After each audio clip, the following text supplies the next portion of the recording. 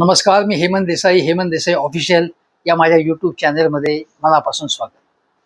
महाराष्ट्र हा शिवशाहू फुले आंबेडकर यांचाच आहे हे वारंवार सांगावं लागतंय, आठवण करून द्यावी लागते.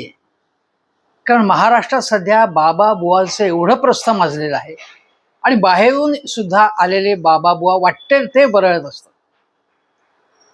सध्या भोंदू बाबा खरात याच्या संबंधीच्या बातम्या आपण रोजच्या रोज वाचतो. तो किती हलकट आणि बदमाश होता आणि आहे हे आपल्या समोर येत आहे. पण त्याच वेळी काही बाबा आणि बुवा हे फार शुद्ध हिंदीत किंवा शुद्ध मराठीत बोलून सुद्धा लोकांना फसवत असतात, लोकांची दिशाभूल करत असतात, समाजामध्ये विष पेरत असतात. बागेश्वर बाबा किंवा धीरेंद्र स्वामी हे एक बुवा गेल्या काही वर्षात अचानकपणे प्रसिद्धीस आलेले आहेत. या बागेश्वर बाबांनी यापूर्वी अनेक वादग्रस्त वक्तव्य केलेली आहेत. त्यापैकी एक म्हणजे शिर्डीच्या साईबाबांबद्दल, की ते काही परमेश्वर नव्हते, ते संत किंवा फकीर म्हणा त्यांना, पण गिधाडांना सिंह होता येत नाही अशा प्रकारचं अत्यंत भावना ज्या दुखावतील अशा प्रकारचं वक्तव्य, साई भक्तांच्या काळजाला धक्का बसेल, त्यांना वाईट वाटेल अशा प्रकारची भावना किंवा अशा प्रकारचं मत बागेश्वर बाबा यांनी व्यक्त केलं होतं. एक प्रकारे साईबाबांचा अवमान केला होता त्यांनी. त्याचप्रमाणे आणि हे जाणीवपूर्वक केलं होतं त्यांनी, त्यामागचे हेतू समजायला फारशी बुद्धी असायचं कारण नाही. संत तुकाराम यांना त्यांची पत्नी रोज मारायची, पिटाई करते थी उनकी लुगाई, अशा प्रकारचं अत्यंत आक्षेपार्ह वक्तव्य करून महाराष्ट्राच्या भावना त्यांनी दुखावलेल्या होत्या. संत तुकोबारायांचा अवमान तर केलाच, त्यांच्या भक्तांचा अवमान केला एक प्रकारे. शेवटी प्रचंड संताप व्यक्त झाल्यानंतर यांना माफी मागावी लागली. अशा प्रकारची वक्तव्य सातत्याने ते करतात. एक वक्तव्य त्यांनी नेताजी सुभाषचंद्र बोस यांच्या जयंतीच्या दिवशी केलं आणि त्यांनी सांगितलं त्यामध्ये की आपल्याला आता हिंदू राष्ट्र घोषित करण्यासाठी आम्हाला पाठिंबा द्या, हिंदू राष्ट्र करू. त्यांना हे माहीत नाही की नेताजी सुभाषचंद्र बोस हे संघामध्ये नव्हते, कधी जनसंघ किंवा भाजपमध्ये नव्हते, कारण तेव्हा जनसंघाची स्थापनाच झालेली नव्हती सुभाषबाबू असताना, आणि संघाची स्थापना झालेली होती पण ते काही संघात नव्हते. ते अत्यंत सुधारक आणि पुरोगामी विचारांचे सुभाषचंद्र बोस होते आणि ते काँग्रेसमध्ये होते. पुढे त्यांचा पक्ष फॉरवर्ड ब्लॉक झाला. पण हिंदू राष्ट्रासाठी बागेश्वर बाबांनी नेताजींचा जन्मदिवस हा सिलेक्ट केला आणि त्या दिवशी घोषणा केली. नेताजी असते तर त्यांनी याला साफ विरोध केला असता हिंदू राष्ट्राला. आणि हिंदू राष्ट्र नाही, हे बाबासाहेब आंबेडकर यांच्या संविधानावरती चाललेला हा देश आहे. हे हिंदू राष्ट्र नाही आहे. तुम्ही कितीही बकवास केला, कितीही मागणी केली, तर इथे सर्व धर्माचे लोक, सर्व जातीचे लोक, सर्व भाषांचे लोक एकत्र राहत आहेत आणि ते बाबासाहेबांनी रचलेल्या संविधानाच्या पायावरती हा देश उभा आहे. बागेश्वर बाबांना अजूनही हिंदू राष्ट्र बनवण्याचा कोणी अधिकार दिलेला नाही आहे, हे लक्षात घेतलं पाहिजे. पण त्यांना खुली छूट दिली जाते. 2014 साली ज्यावेळी देवेंद्र फडणवीस यांच्या नेतृत्वाखाली सरकार स्थापन झालं, त्यावेळी शपथविधीच्या वेळी व्यासपीठावरती अनेक बाबा बुवा होते. त्यामधून काय संकेत जात होते? एक प्रकारे असे संदेश जात होते की हे हिंदू राष्ट्र बनवण्याच्या दिशेने आम्ही टाकलेलं हे पाऊल आहे. त्यापैकी सगळेच बाबा बुवा हे संत महात्मे होते का, हे चौकशी करावी लागेल. दुसरी गोष्ट अशी की अचानकपणे 2014 पासून छत्रपती शिवाजी महाराजांचा आशीर्वाद घेऊन आम्ही कशा प्रकारे महाराष्ट्राच्या विकासासाठी आम्ही त्या दिशेने चाललो आहोत, असा प्रचार निवडणुकीचा ज्यावेळी स्वतंत्रपणे निवडणूक लढवली होती भाजपने शिवसेनेला बाजूला करून, तेव्हा छत्रपती शिवाजी महाराजांचा आपल्या पक्षाच्या नावातच ज्या शिवसेनेचा उल्लेख होता बाळासाहेब ठाकरे यांचा, आणि छत्रपती शिवाजी महाराज हाच त्यांचा आदर्श होता. ज्या पक्षामध्ये तेव्हा राज ठाकरे सुद्धा होते, ते सतत छत्रपती शिवरायांचं नाव घेण्याचं काम करत होते. 1966 पासून भारतीय जनता पक्षाने त्याच्या अगोदरच्या संघाने कधी शिवरायांचा सातत्याने उल्लेख केलेला नाहीये. पण 2014 पासून पद्धतशीरपणे की छत्रपती शिवराय आमचे हे शिवसेनेचे नाही आहेत हे दाखवण्याचा प्रयत्न, राजकीय प्रयत्न सुरू झाला. आणि मध्यंतरी एका सभेमध्ये मेरे छोटे भाई बागेश्वर बाबा असं नरेंद्र मोदी म्हणाले.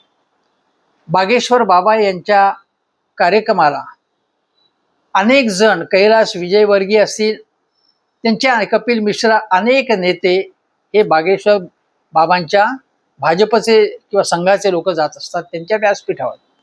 एक प्रकारे बागेश्वर बाबा हे आमचे आहेत, आमच्याच छत्रछायेखाली ते वाढतायत असं दाखवण्याचा हा प्रयत्न आहे. ज्या प्रकारे रामदेव बाबा याने करोनावरचं औषध काहीतरी केलं होतं, त्याला आक्षेप घेण्यात आला आणि तिथे त्या व्यासपीठावरती नितीन गडकरी हजर होते. जेव्हा सत्ताधारी पक्षाचे नेते तिथे हजर असतात तेव्हा आमच्या आश्रयाखालीच हे आहेत असं दाखवण्याचा प्रयत्न असतो. मग त्यांना जमिनी स्वस्त मिळतात, त्यांना अनेक सवलती मिळतात, त्यांच्यावरती कृपादृष्टी टाकली जाते. त्याच्या बदल्यात ज्या अशा बाबांना मानणारा सगळा जो भाविक वर्ग असतो तो या सत्तारूढ पक्षाच्या मागे उभा राहतो, तो त्यांना मतदान करतो. असा हा गिव्ह अँड टेकचा मामला आहे. तर हे बागेश्वर बाबा काय म्हणाले की छत्रपती शिवाजी महाराज जेव्हा युद्ध करता करता थकले तेव्हा छत्रपतींना वाटलं की आता आपण थकलोय. तेव्हा एक दिवस शिवाजी महाराज समर्थ रामदास स्वामी यांच्याकडे गेले आणि आपले मुकुट काढले व सांगितले की मी अनेक लढाया लढलो आहे, अनेक युद्ध केली, पण आता पुढे लढायचं नाही. मी थकलोय, तर मला नाही लढाई करायची. तुम्ही एक दया करा की हे मुकुट तुम्ही आता सांभाळा, हे राज्य सांभाळा, तुमच्या आदेशानेच आम्ही चाललो. मात्र आता आमच्याकडून युद्ध लढले जात नाही, आता आम्हाला विश्रांती हवी आहे, विश्राम हवा आहे, काही दिवस आम्हाला काहीच करायचं नाहीये. यावर रामदास स्वामी म्हणाले की ठीक आहे, मी स्वीकार करतो वगैरे वगैरे. आता हा सगळा बकवास जो आहे तो अत्यंत संतापजनक आहे. एका प्रकरणामध्ये कोर्टामध्ये एक प्रकरण गेल्यावरती माननीय कोर्टाने सांगितलं की छत्रपती शिवाजी महाराजांचे गुरु रामदास स्वामी होते हे काहीही तसं कुठलाही पुरावा नाहीये, कोर्टाने फेटाळले. कोणीही त्याच्यावरती ही भाकड कथा आहे, छत्रपती शिवाजी महाराजांचे रामदास स्वामी हे गुरु होते असं कुठेही नमूद नाहीये. अनेक इतिहासकारांनी हे म्हटलं ही एक कपोलकल्पित कथा आहे. एक प्रकारे हे सांगायचा मुद्दा असा की रामदास स्वामी हे त्यांचे गुरु होते, त्यांनी त्यांना दिशा दिग्दर्शन केलं म्हणून छत्रपती शिवाजी महाराज एवढा पराक्रम करू शकले, स्वराज्य त्यांनी निर्माण केलं. एक प्रकारे छत्रपती शिवरायांना दुय्यमत्व देण्याचा हा भाग आहे. हे अत्यंत संतापजनक आहे. जेवढा निषेध करावा तेवढा थोडा आहे. यामागे एक प्रकारचं षडयंत्र आहे. ज्या षडयंत्राचा भाग म्हणून मी तुम्हाला सांगतो की हे अनेक वर्ष हे चालू आहे. काही मराठी चित्रपटामध्ये सुद्धा अशा प्रकारे दाखवण्यात येत होतं की म्हणजे रामदास स्वामींनीच कृपा केल्यामुळे छत्रपती एवढं काही करू शकले. हे कोणाच्या तरी सुपीक मेंदूतून हे आलेलं आहे. एक प्रकारे जे मनुस्मृती मानतात, जे उच्चवर्णीयांची हुकूमत संपूर्ण समाजावरती ज्यांना प्रस्थापित करायची आहे आणि ती तशीच राहावी असं ज्यांना वाटतं, हा वर्ग जो आहे तो त्यांना छत्रपती शिवाजी महाराजांबद्दल कितपत आदर आहे मनापासून हा प्रश्न आहे, तो दाखवण्याचा भाग आहे. पण तो जर दाखवायचा की नाही, छत्रपती शिवरायांना या वर्गाने मार्गदर्शन केलं, म्हणजे उच्चवर्णीयांनी मार्गदर्शन केलं, त्यांच्यामुळेच शिवराय एवढा पराक्रम करू शकले, हे अत्यंत खोटं आहे. सर्व इतिहासकारांनी याचा हे संपूर्ण अवेअर आहे आणि त्याची साक्ष काढायला मी अनेक इतिहासकारांनी हे सांगितलेलं आहे की तसं काहीच घडलेलं नाही म्हणून. हे आपण लक्षात घेतलं पाहिजे. याला कुठलाही पुरावा नाहीये, तेव्हा ही बोगसगिरी आहे पूर्णपणे, हे आपण लक्षात घेतलं पाहिजे. आता दुसरं उदाहरण तुम्हाला सांगतो की या संदर्भात जसं अजितदादा पवार म्हणाले होते की धर्मवीर संभाजी महाराज नाही असं म्हणायचे कारण नाहीये, स्वराज्य रक्षक संभाजी महाराज. पण हिंदू मुस्लिम प्रश्नाचं जे ना राजकारण करायचं आहे ते छत्रपती संभाजी महाराजांची एक विशिष्ट प्रतिमा डोळ्यापुढे ठेवत आहेत. त्यांना छत्रपती संभाजी महाराजांबद्दल काही घेणं देणं नाही. त्यांना आज राजकारण ज्यांना करायचं आहे, संकुचित राजकारण करायचं आहे, ते त्यासाठी या काही प्रतिमांचा उपयोग करून घेत असतात. आणि अजितदादा जे शिवशाहू फुले आंबेडकरांना मानणारे, त्यांनी हे पूर्णपणे चुकीचं ठरवलं होतं. स्वराज्य रक्षकच म्हटलं पाहिजे. विधानसभेत सुद्धा ते ठणकावून ते म्हणाले होते. आता प्रसिद्ध इतिहासकार इंद्रजित सावंत यांनी तर बागेश्वर महाराजांचा पूर्णपणे चुकीचं ते म्हणतायत हे तर सांगूनच टाकले. इंद्रजित सावंत ज्यांना धमक्या आल्या होत्या प्रशांत कोरटकर करून, इंद्रजित सावंत हे अतिशय अभ्यासू, विचारी आणि पुरोगामी विचारांचे आहेत आणि ते फॅक्ट्सवरनं बोलतात, आधार देतात. ते म्हणाले कुठलाही आधार नाही की छत्रपती शिवाजी महाराज आणि रामदास स्वामींचा. त्याचप्रमाणे त्यांनी असं म्हटलंय की हे धर्मवीर सतत म्हटलं जातं, पण ते म्हणाले की धर्मरक्षक, धर्मवीर, स्वराज्य रक्षक या सर्व पदव्या नंतर लावल्या गेल्या आहेत, पण शिवछत्रपती राज्याभिषेक करून घेतल्यानंतर क्षत्रिय कुलावंत श्री राजा शिवछत्रपती पदवी लावून घेतली.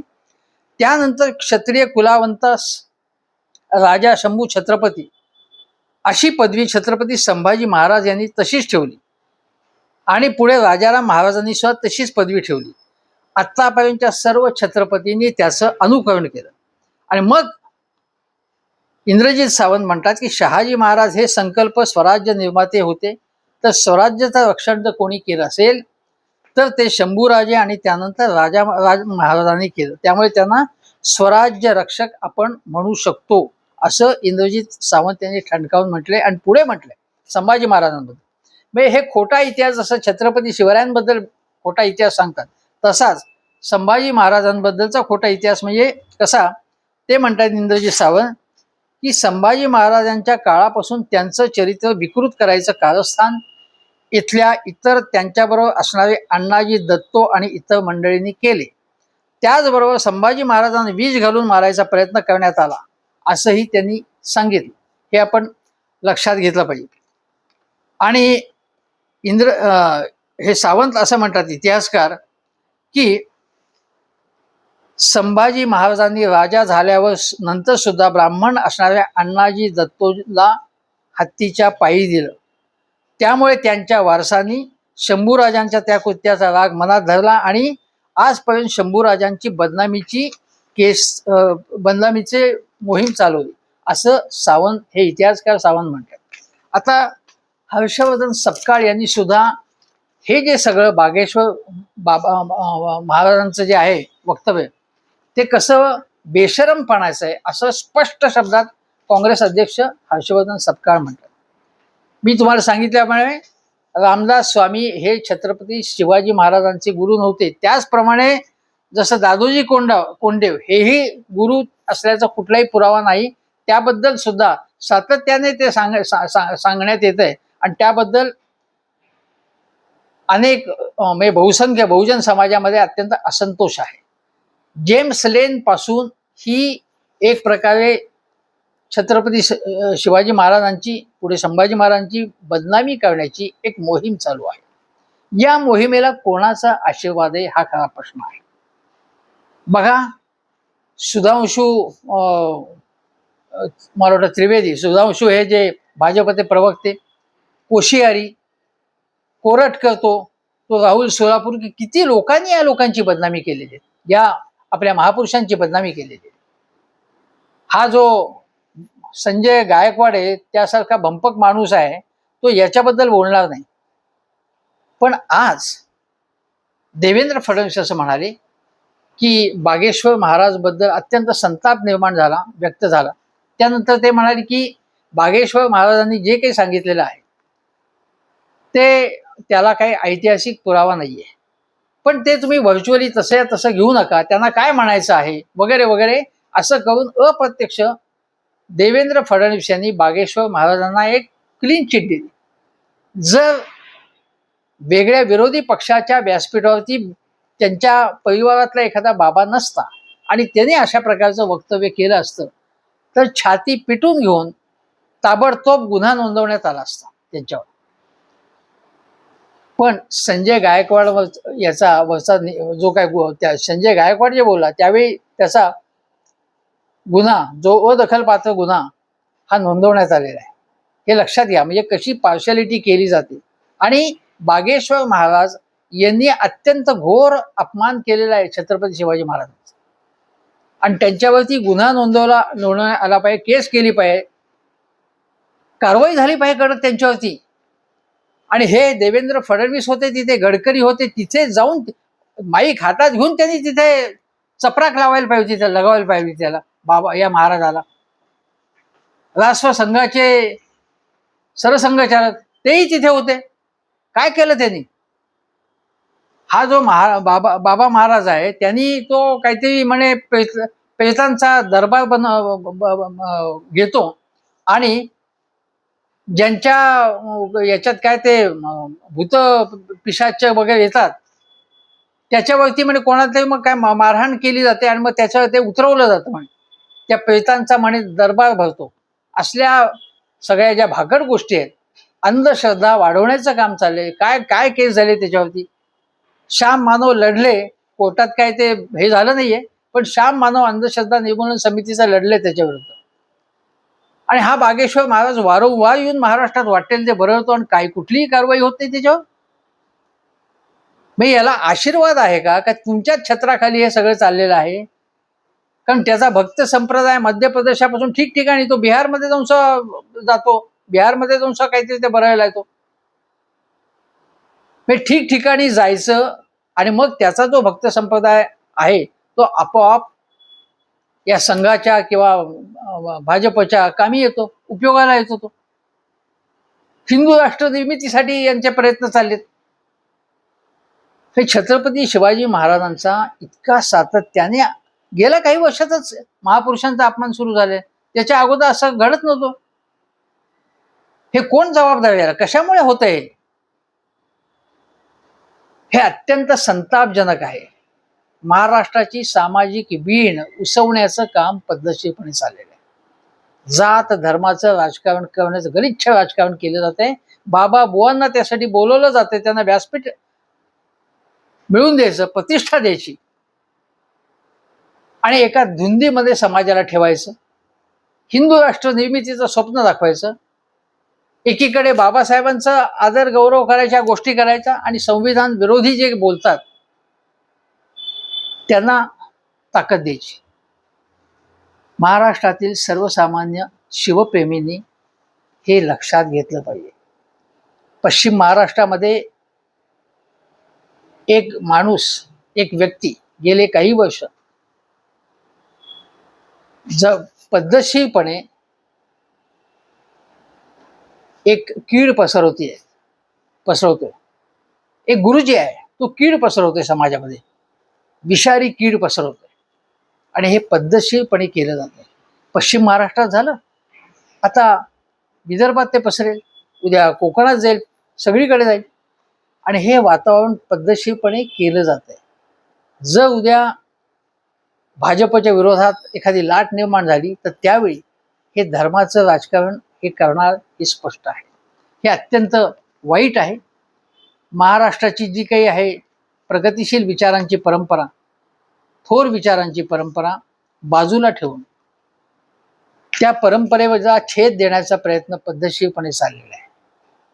महाराष्ट्रातील गोरगरीब सर्वसामान्य जनतेने हा डाव उधळून लावला पाहिजे. बहुजन समाजाने हा कावा ओळखला पाहिजे.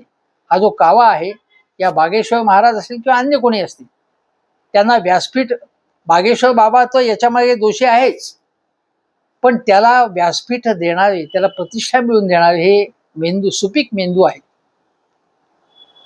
ते ओळखले पाहिजेत. हे सुपीक मेंदू हे बहुजनांना कामाला लावतात. त्यांनी आपल्या अंगावरती केसेस घ्यायच्या आणि यांनी मागे व्हायचं आणि बहुजनांच्या मधलेच काही लोक निवडून त्यांचे मेंदू बिघडवायचे आणि समाजामध्ये दुही निर्माण करायची आणि आपली राजकीय पोळी शेकायची, एवढंच त्यांचा उद्देश आहे. म्हणून बागेश्वर हा जो आहे बाबा, त्याचा आता धिक्कार केला पाहिजे, त्याच्या विरोधात गुन्हा नोंदवण्यात आला पाहिजे आणि त्याच्यावर कडक कारवाई केली पाहिजे. आणि उद्या अशा बाबा बुवा, जे बाबा बुवा आक्षेपार्ह विधानं करतात, वक्तव्य करतात, त्यांच्याकडे सामान्य माणसांनी पाठ फिरवणं आवश्यक आहे. अनेक महाराष्ट्रात चांगले व्यक्ती आहेत, चांगले समाजसुधारक आहेत, चांगले लोक आहेत, अजून सुद्धा आहेत ना. महाराष्ट्रामध्ये मोठी थोर परंपरा, गाडगे महाराज आहेत, कितीतरी लोकांची परंपरा आहे. त्याचप्रमाणे आज सुद्धा महाराष्ट्रामध्ये चांगलं काम करणारे लोक आहेत. अंधश्रद्धा निर्मूलन समितीसारखी काम आणि त्यांचे लोक चांगलं काम करतात. अनेक सामाजिक संस्था आहेत, सामाजिक कार्यकर्ते आहेत, जे सेक्युलर विचार लोकांपुढे ठेवतात. किंवा अनेक कीर्तनकार चांगल्या प्रकारची कीर्तनं करतात. अनेक मंदिरामध्ये चांगल्या प्रकारचं पठण केलं जातं. पण जिथे चुकीचा विचार जाणीवपूर्वक पसरवण्यासाठी धर्मस्थळांचा वापर करणं जे असेल किंवा व्यासपीठांचा वापर करणं, हे अतिशय चुकीचं आहे. आणि अशा बाबांना महाराष्ट्रात थारा देता कामा नये. महाराष्ट्राचा गायपट्टा, गोबरपट्टा होता कामा नये, एवढंच आवाहन. धन्यवाद.